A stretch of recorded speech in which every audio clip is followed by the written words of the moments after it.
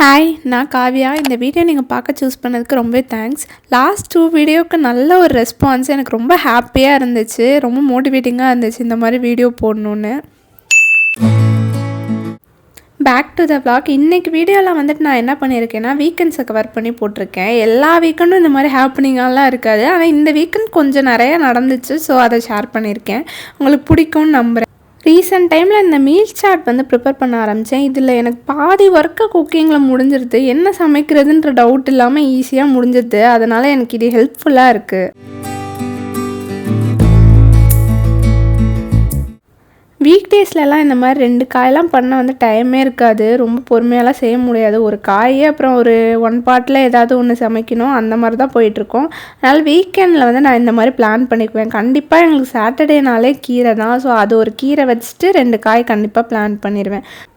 நான் சின்ன வயசுலலாம் ஹோட்டலுக்கு போனேன்னா வெஜ் மீல்ஸ்லாம் யார் வாங்கி சாப்பிட்டாலும் என்ன இதை போய் வாங்கி சாப்பிட்றாங்க, என்றைக்காவது தானே ஹோட்டலில் சாப்பிட்றோம், நம்ம நூடுல்ஸ் இந்த மாதிரி ஏதாவது வாங்கி சாப்பிட்லாம் அப்படின்னு தான் நான் யோசிப்பேன். இப்போ கொஞ்சம் நான் சென்னைக்கு வந்ததுக்கப்புறம் ஹோம் ஃபுட்டு க்ரேவ் பண்ணுவேன்ல, அந்த டைமில் தான் எனக்கு மீல்ஸோட அருமையாக புரிஞ்சிச்சு. நானும் என் ஹஸ்பண்டும் அப்படி தான், 2 பேருமே இந்த விஷயத்தில் ஒத்து போயிடுவோம். 2 பேரும் வெளியே போய் மேக்ஸிமம் சாப்பிட்றோனாலே மீல்ஸ் தான். மீல்ஸ் சாப்பிட்றதுக்கு தான் வெளியே போவோம். அதுவும் அந்த கடையில் ஒரு நல்ல கீரை கூட்டு கிடச்சிருச்சுன்னா அதுதான் சூப்பரான மீல். குக்கிங் முடிஞ்சிருச்சுன்னு அப்பாடான்னு போய் உட்கார முடியாது. மற்ற ஒர்க்கெல்லாம் வச்சுருப்பேன். ஸோ அதெல்லாம் பண்ணிகிட்ருக்கேன். எனக்கு வீட்டில் செய்கிற வேலையிலே பிடிக்காத ஒரு வேலைன்னா அந்த துணி துவைக்கிறது, அதை காய வைக்கிறது, அதுதான் அதுக்கப்புறம் அதை மடித்து வைக்கிறது ரொம்ப ரொம்ப கடுப்பாக இருக்கும். உங்களுக்கு இது மாதிரி எந்த வேலை பிடிக்காதுன்னு சொல்லுங்கள்.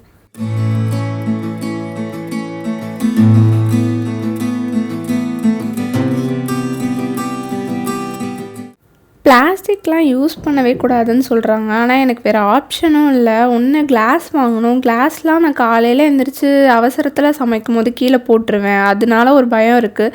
சில்வரில் எடுத்து யூஸ் பண்ணலான்னா அது மறைச்சிரும். ஃபுல்லாக தேடி தேடி சமைக்கிற மாதிரி இருக்கும். ஸோ கன்வீனியண்ட்டாக இது தான் இருக்குது. ஸோ இதே யூஸ் பண்ணிக்கலான்னு இப்போதைக்கு நான் இது தான் யூஸ் பண்ணிகிட்ருக்கேன். ஃப்யூச்சரில் மேபி ஏதாவது மாற்றலாம்.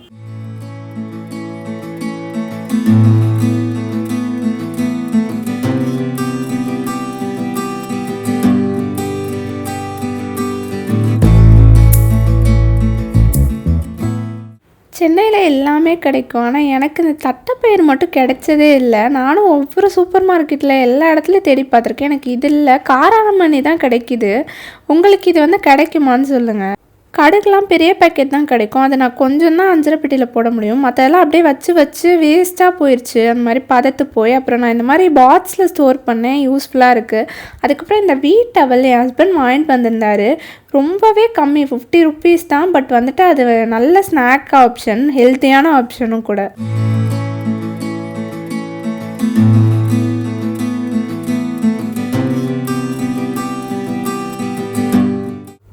எங்கள் அம்மாவை நான் சொல்லுவேன், என்னம்மா எப்போ பாரு பாத்திரம் வாங்கிக்கிட்டே இருக்கீங்க, எங்கே போனாலும் வாங்குறீங்க அப்படின்ட்டு. இப்போ மேரேஜுக்கு அப்புறம் நான் தான் அந்த மாதிரி பண்ணிகிட்ருக்கேன். எங்கே போனாலும் பாத்திரம், அதுவும் முக்கியமாக இந்த மாதிரி க்யூட்டான பவுலு செராமிக்ஸில் ஏதாவது பார்த்தேன் அப்படின்னா வாங்கணும்னு தோணும். அதுவும் இந்த பிளேட்லாம் பார்த்தோன்னே எனக்கு வாங்கணும் அப்படின்னு தான் தோணிகிட்டே இருந்துச்சு. ஆனால் எனக்கு கண்ட்ரோல் பண்ணிவிட்டு நான் வாங்க வேண்டாம்னு விட்டுட்டேன். நான் போனது இந்த புட்டு மேக்கர் வாங்க தான். இதை நல்லபடியாக இதை மட்டும் வாங்கிட்டு வந்துடலாம் அப்படின்ட்டு வாங்கிட்டு வந்தாச்சு.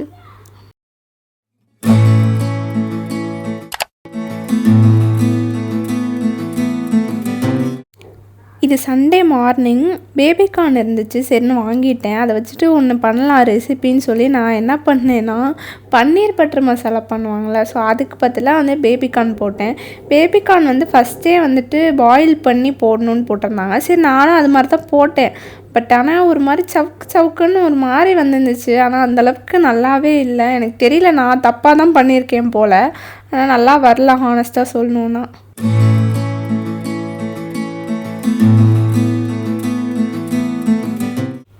ஆஃப்டர் மேரேஜ் நம்ம பேம்பர்லாம் பெருசாக பண்ணவே மாட்டோம். ஆனால் அது ஒரு ரொம்ப முக்கியமான விஷயம்.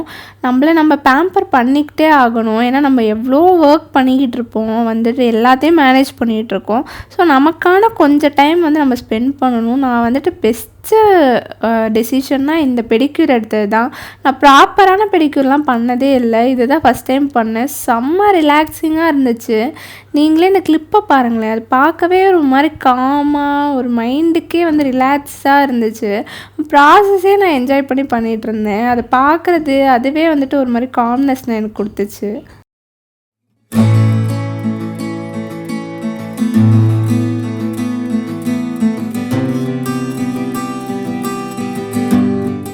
இது அன்னைக்கு ஈவினிங்காக நானும் என் ஹஸ்பண்டும் சென்னையில் அட்டன் பண்ணுற ஃபர்ஸ்ட் ஃபங்க்ஷன்னா இது தான்.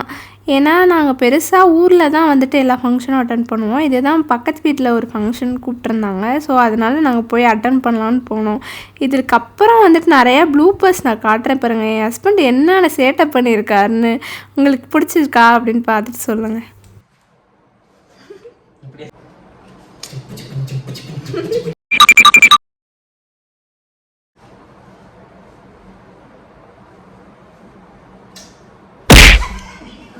இந்த வீடியோ உங்களுக்கு பிடிச்சிருக்குன்னு நினைக்கிறேன். இதே மாதிரி நெக்ஸ்ட் வீடியோவில் பார்க்கலாம். பாய்.